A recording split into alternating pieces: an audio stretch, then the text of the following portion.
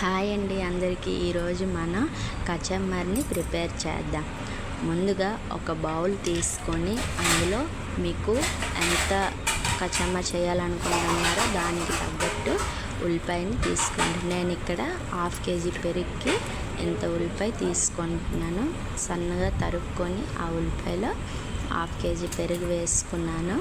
చూడండి, పెరుగు మొత్తం వేసేసాను.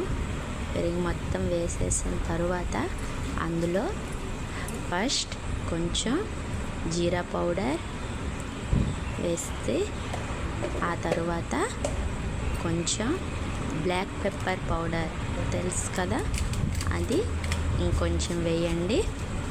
ఆ తర్వాత మీరు అందులోకి కొంచెం ఉప్పుని యాడ్ చేయండి.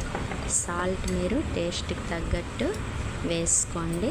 నేనైతే ఇక్కడ చెంచా పైన కొంచెం వేసేసుకున్నాను. ఇవన్నీ వేసిన తర్వాత అందులో కొంచెం ధనియా పత్తి కూడా వేసుకోండి.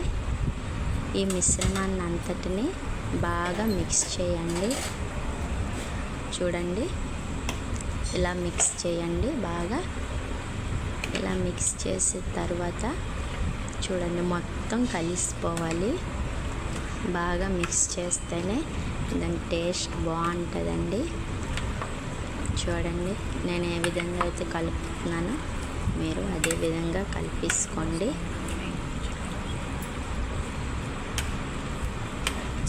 చూడండి, ఇప్పుడు ఇలా కలిపాక కొంచెంసేపు మూత పెట్టేసి ఫ్రిడ్జ్లో పెట్టేయండి. ఫ్రిడ్జ్లో పెట్టి తీసి తింటే చల్లగా ఈ సమ్మర్ వేడికి చాలా బాగుంటుందండి. మీరు ఒకసారి ట్రై చేయండి. ట్రై చేసి నాకు కామెంట్ చేయండి. Okay, bye.